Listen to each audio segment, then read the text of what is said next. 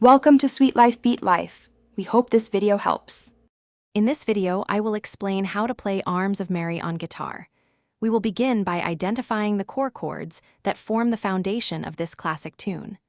Understanding these fundamental shapes is your first step.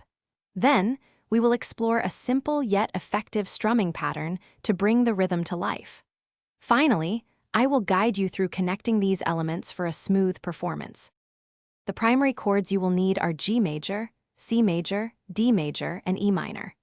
These four shapes are crucial for the entire song. For strumming, try a simple down, down, up, down, up pattern. Focus on keeping your strumming hand relaxed and consistent. Practice each chord individually to ensure every note rings out clearly before combining them. Let's look at the song's structure. The verse usually moves through G major, C major, G major, and D major.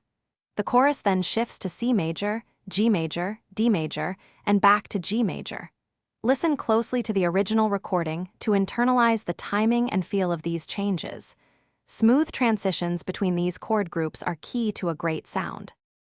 To truly master Arms of Mary, consistent practice is essential.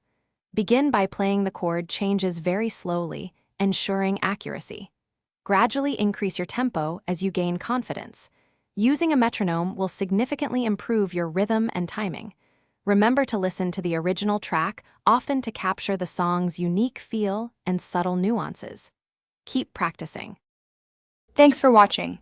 Consider subscribing if we helped you.